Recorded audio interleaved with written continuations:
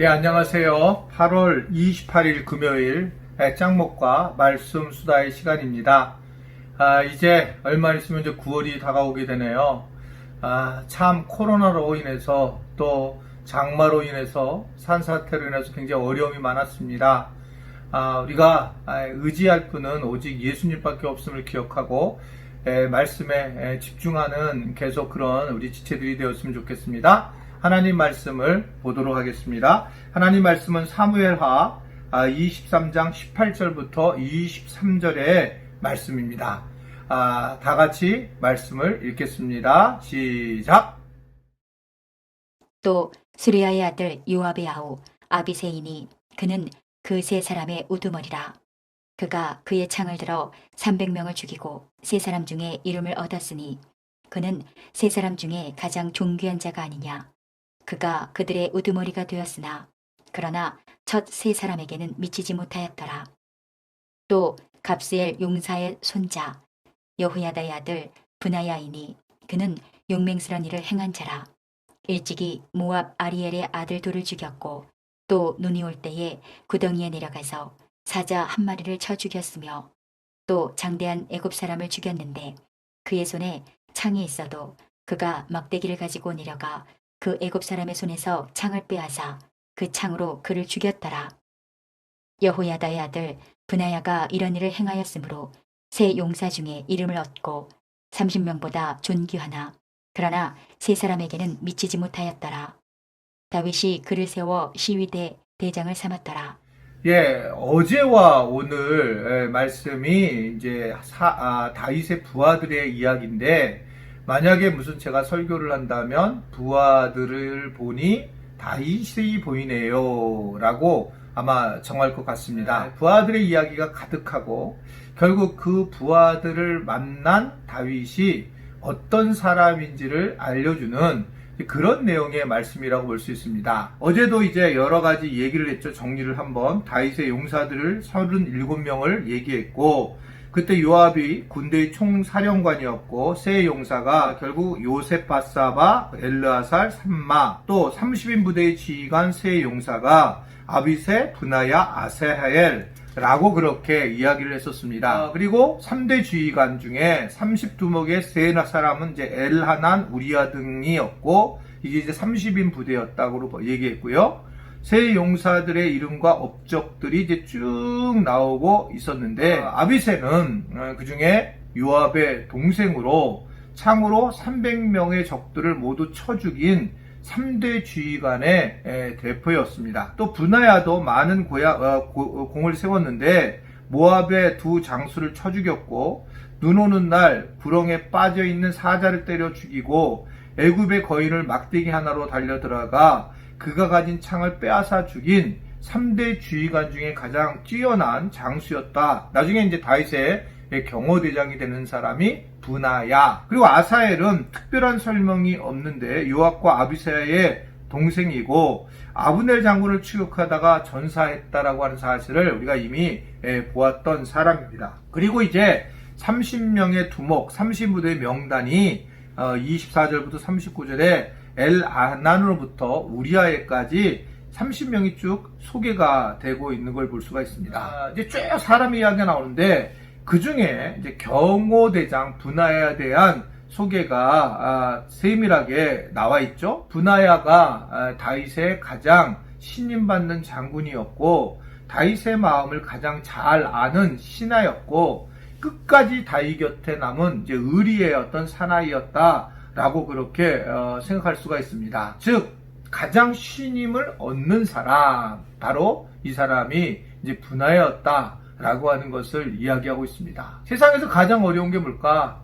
관계하는 거라고 생각을 해요. 다윗이나 브나야나 우리와 또 예수님과의 관계도 마찬가지고, 또는 우리가 만나는 수많은 사람들과 어떻게 관계하는가, 이것이 제일 어렵고 또 제일 중요한 것이다. 우리가 복음을 전하는 것도 철저하게 관계를 통해서 전하는 것이고, 생활 선교사가 된다는 것도 관계를 잘해야 하는 것이다.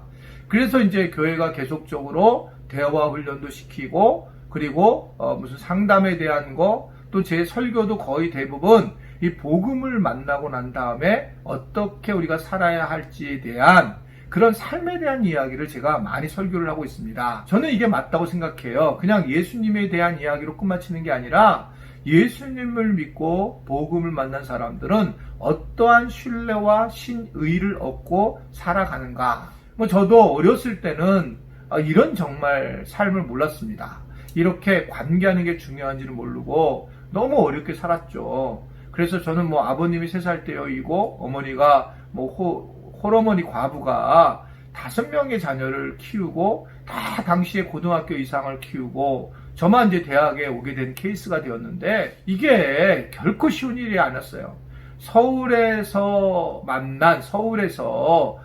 진짜 어렵다고 하는 것은 시골에서와는 전혀 다른 모습으로 나타나고 있는 걸 볼 수 있습니다. 결국은 굉장히 어렵고 힘든 과정을 겪으면서 사실은 잃어버린 거는 이런 관계하는 신의리 자체를 잃어버릴 때가 굉장히 많이 있음을 저도 느낍니다. 지금은 이제 많이 후회가 되는, 조금 더 관계를 잘했으면 좋지 않을까.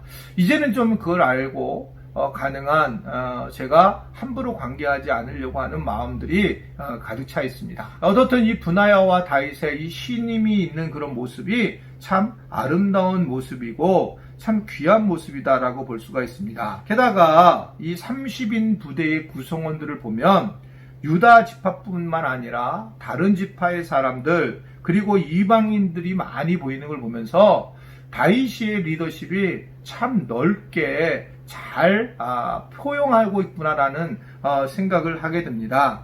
품이 넓은 사람, 다른 사람들에게 어떤 신뢰를 주는 사람이라고 하는 걸 볼 수가 있어요. 저도 이제 리더십이 돼서 이제 리더십이라고 하는 걸 제가 인정을 하게 되어요. 예전에는 그냥 저는 동일한 사람이니까 리더십을 생각을 못 했는데 어느 날 보니까 제가 리더십을 내려놓으니까 교회가 힘들어지는 걸 보면서 제가 권위주의적이건 아니지만 권위적으로 리더십을 잘 활용해야지만 교인들이 어렵지 않겠구나라는 생각을 하게 됩니다. 그래서 이 다윗처럼 무엇보다 넓은 사람이 되었으면 좋겠다. 제 입에 안 맞는 사람 있죠. 정말 나랑 너무 다른 사람들이 있습니다. 그런 사람이 있을 때에 그럴 수 있겠구나. 또 그런 사람이 내 주변에서 돕는 거 참 귀하구나라는 제가 넓은 마음을 가지고 우리 그 어떤 저를 돕는 분들을 바라보는 그러한 눈을 가졌으면 좋겠고 또 우리 지체들이 그래서 그러한 기도를 해 주셨으면 감사하는 마음이 있습니다. 항상 깨어나지 못하고 잠깐 방심을 하게 되면 이 관계는 흐트러지면서 이 공동체가 어려워지게 되는 것들을 너무 많이 보고 있기 때문에 그렇습니다. 오늘도 여러분들이 무엇보다 일단 리더가 힘들면 전체가 힘들어지기 때문에 저를 위해서 많이 기도해 주시면 감사하겠어요. 다윗이 이러한 훌륭한 사람이었지만 오늘 보면 그 중에 마지막 그런 말씀에 보면 우리아의 이야기가 나오고 있습니다.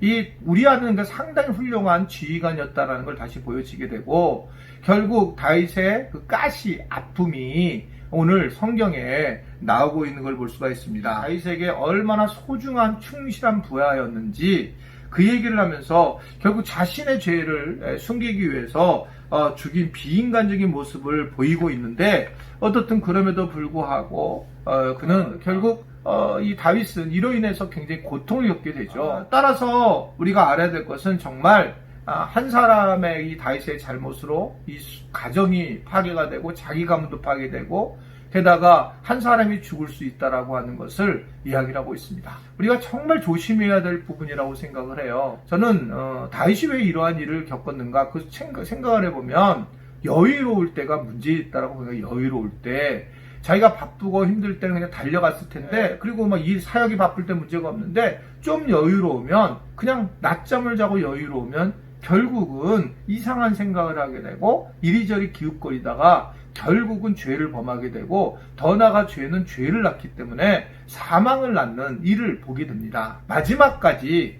우리가 잘 하다가 주님 곁에 가셔야 돼요. 누구나 마찬가지입니다. 누구나 늘 조심해야 되고 누구나 마지막까지 정말 깨어있지 않으면 기도하지 않으면 결국은 이런 삶을 살아갈 수밖에 없다라고 하는 것을 오늘 우리에게 전해주고 있습니다. 오늘 이 우리아에 대한 이름이 들어가고 희한한 게 하나 있죠. 다윗의 늘 평생 옆에 있었던 사람이 이제 아브넬과 요압이었는데 요압의 이야기가 나오지를 않고 있습니다. 왜 없을까? 요압이 아마 설명하지도 않을 만큼 유명해서 나오지 않았을까? 아니면 정말 이 사람이 교활한 모습이 있고 다윗의 이야기를 듣지 않는 그런 자기중심적인 사고를 가지고 있기 때문에, 그러기 때문에 사무엘을 기록하는 기록자가 뺐을까? 뭐 여러 가지 생각할 수가 있습니다. 그러나 적어도 저는 그렇게 생각해요.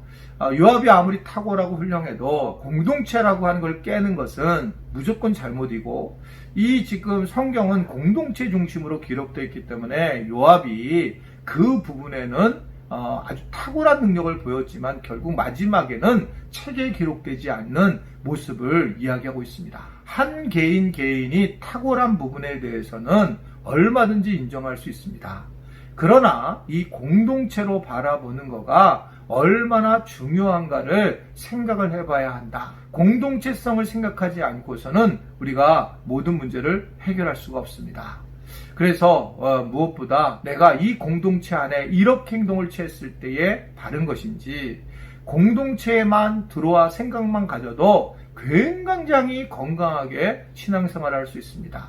왜냐하면 결국 예수님을 믿고 난 다음에 공동체를 우리에게 허락했는데, 우리가 자기 자아, 이기적인 자아를 내려놓는 것은 공동체성을 생각하는 거예요. 내가 이렇게 행동을 했을 때 공동체에 도움이 되는지 안 되는지, 내가 이런 말을 했을 때에 도움이 되는지 안 되는지, 내가 이렇게 기도를 하고 있을 때, 또는 내가 이러한 어떤 삶을 살아갈 때 예수 믿는 사람으로서 공동체에 도움이 되는지 안 되는지, 그것만 우리가 바르게 살아도 사실은 엄청나게 바르게 살아갈 수 있다. 여러분들이 하늘꿈 연동교회 교인으로서 어디에 가든지 간에 나중에 보면 여러분들의 이름이 결국 저의 판단으로 나타나고 교회로 판단이 되는 것을 볼 수가 있어요. 예전에 어떤 분이 오셔서 야, 정말 그분이 하늘꿈 연동교회였기 때문에 우리 교회에 등록하신 분이 계시고, 또 그 사람을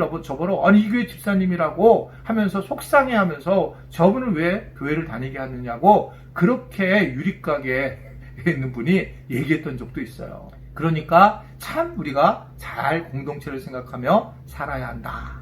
오늘도 그런 생각을 하며 살아가는 은혜가 있기를 주님의 이름으로 축원해 드립니다.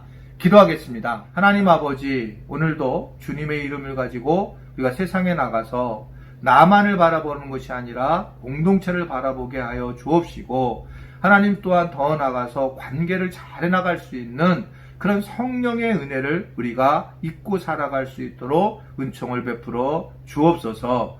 오늘 이 말씀 수다에 참여해서 말씀을 듣는 자들에게 성령께서 함께 하시고 사람의 자아를 숨기고 성령의 기름 부으심이 넘치도록 축복하여 주옵소서. 예수님의 이름으로 기도드리옵나이다. 아멘.